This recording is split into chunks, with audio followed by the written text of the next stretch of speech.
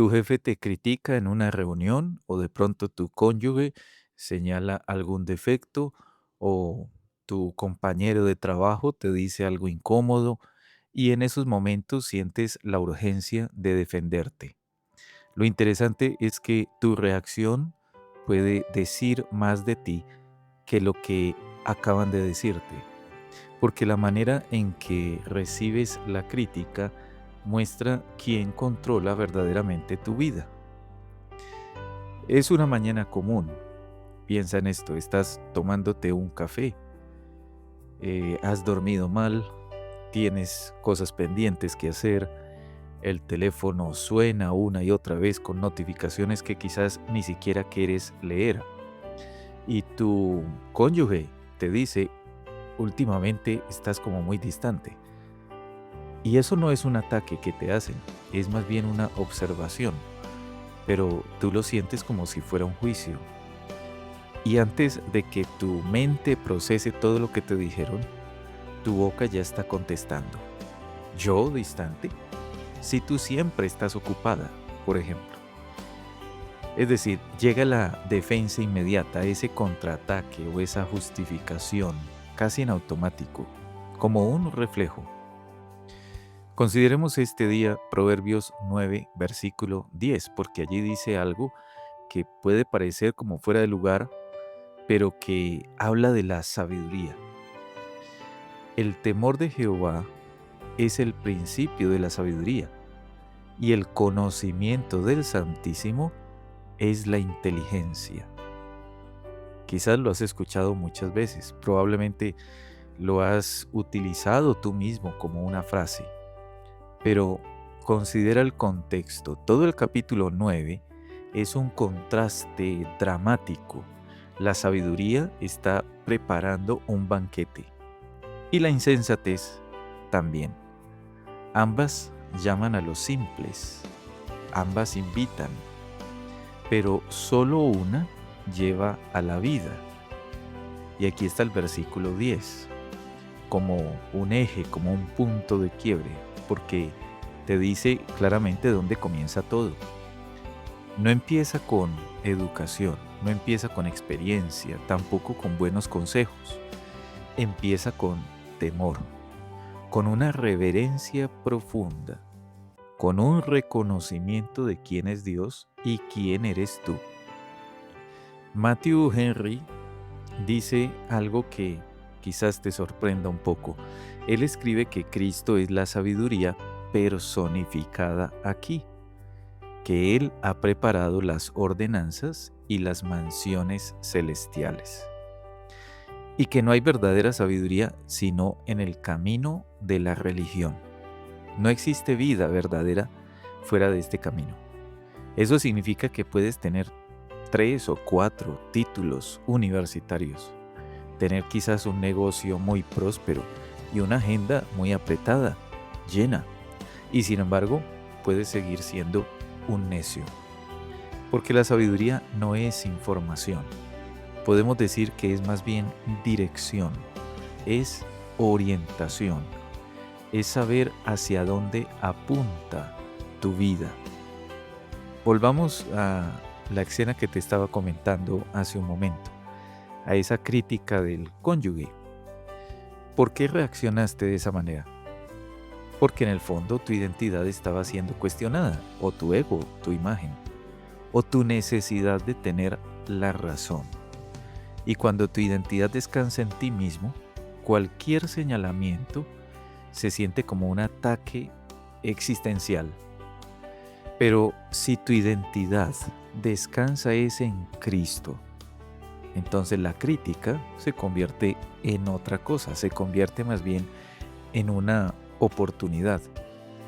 El versículo 8 dice, no reprendas al escarnecedor para que no te aborrezca. Corrige al sabio y te amará. Aquí está la diferencia esencial. El escarnecedor odia la corrección. El sabio la ama.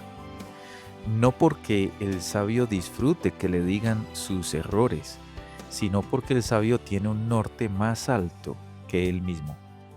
tiene el temor de Jehová. Y ese temor no es terror, no es miedo que te deja como sin saber qué hacer.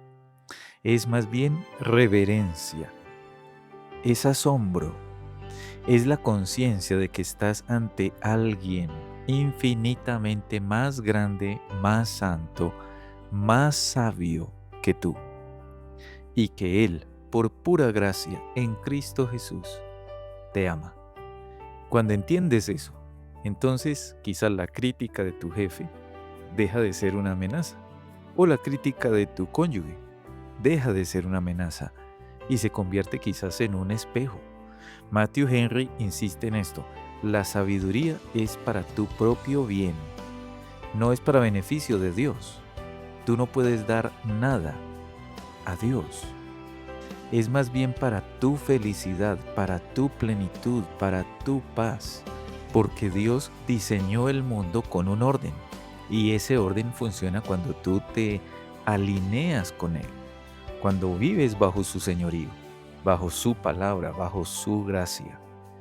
Pero por supuesto, aquí está el problema, y debemos de ser sinceros en esto. Tú no quieres que te corrijan, ni yo tampoco.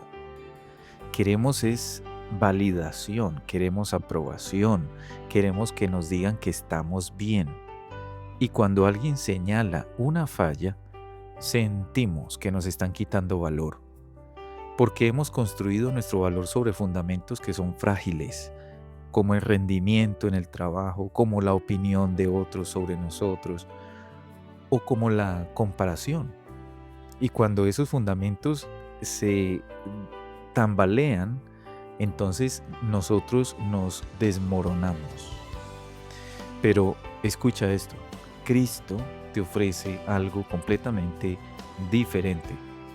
Él te ofrece un fundamento que no se mueve, una identidad que no depende de tu desempeño, una aceptación que no se basa en tu perfección, porque Cristo Jesús ya pagó tu deuda. Si tú ahora estás unido a Cristo Jesús por medio de la fe en Él, entonces la deuda tuya ya ha sido cancelada. Él ya cargó tu culpa. Él ya te declaró justo.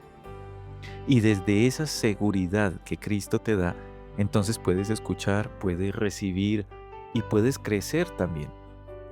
Porque ya no estás defendiendo tu valor, ya no estás protegiendo tu propia imagen, sino que estás aprendiendo, o estás madurando, o estás también, ¿por qué no?, siendo transformado. El versículo 9 dice: da al sabio y será más sabio, enseña al justo y aumentará su saber. Piensa en esto: el sabio no se ofende cuando le dan más sabiduría, antes se alegra, porque sabe que nunca ha llegado a la meta, sino que siempre hay más, que Dios usa incluso las palabras torpes de otros para moldear su propia vida. Y eso solo es posible cuando tu punto de partida, el principio, es el temor de Jehová. Cuando reconoces que Él es Dios y tú no. Cuando aceptas que la forma de ver las cosas de Dios es infinitamente superior a la tuya. O cuando confías que es Dios quien está trabajando en ti, incluso a través de la crítica. Piensa en eso. ¿Quién ha sido tu mejor maestro en la vida? Probablemente no fue quien te halagó mejor. Fue quien más bien te desafió, o quien te exigió, o quien te dio la verdad, aunque doliera un poco.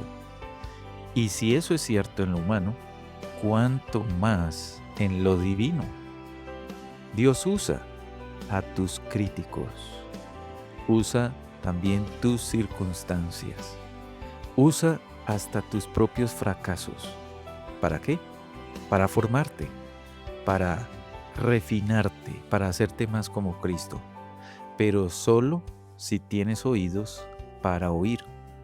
y solo si tienes oídos para oír cuando tu corazón está anclado en el temor de Jehová, cuando tu seguridad no está en tu fama, en tu buen nombre, en tu reputación, sino en la gracia del Señor, cuando tu identidad no está en tu éxito profesional, sino en su obra, la obra de Cristo terminada en la cruz. Esto es definitivamente muy diferente a lo que el mundo nos plantea. Vivimos en una época donde todos buscan validación, donde las redes sociales son como un concurso de popularidad, donde la crítica es cancelación. Pero el cristiano vive, permíteme decirlo así, en otra economía. Vive en la economía del Evangelio, donde la debilidad puede ser fortaleza, donde la humildad es exaltación y donde la corrección es amor. Y eso, por supuesto, es muy diferente a lo que el mundo nos plantea. Déjame darte otro ejemplo. Por ejemplo, en tu trabajo, presentas una labor, un proyecto, y quien te supervisa te dice, esta parte que hiciste no está bien, tienes que volverlo a hacer.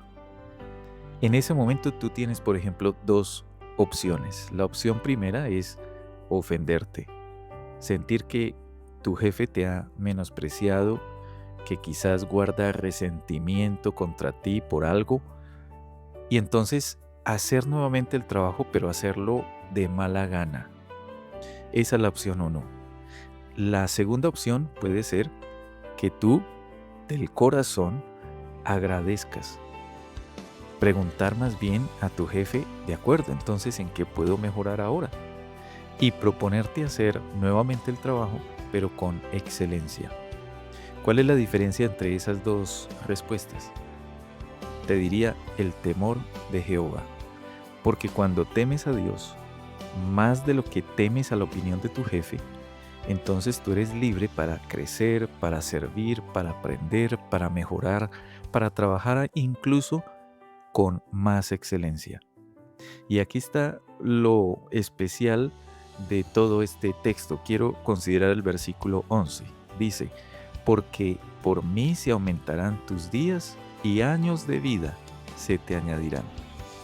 La sabiduría no solo te hace mejor, te da vida, te da plenitud, te da propósito, porque estás alineado con el diseño de tu Creador. Pero el versículo 12 también advierte algo especial. Si fueres sabio, para ti lo serás, y si fueres escarnecedor, solo tú lo llevarás. Esta es la solemnidad de todo, digámoslo así. La responsabilidad individual. Tú decides cómo recibes lo que Dios te da. Tú decides si abres tu corazón o lo cierras. Y nadie más cargará las consecuencias de tu elección, sino solo tú.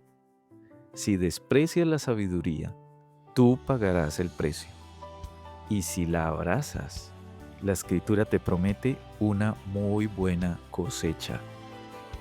Pero antes de concluir, quiero que recuerdes lo más importante. La sabiduría es Cristo. Cristo es la sabiduría encarnada. Él no solo te enseña el camino, sino que la Escritura dice que Él es el camino, Él es la verdad y Él es la vida. Cristo Jesús vivió en perfecta reverencia delante del Padre. Cristo Jesús soportó la crítica injusta. Cristo Jesús fue humillado y todo lo hizo para concedernos a nosotros, por la fe en Él, salvación y vida eterna, para que tú, por medio de la fe en Cristo, pudieras ser también hecho sabiduría de Dios en Cristo Jesús.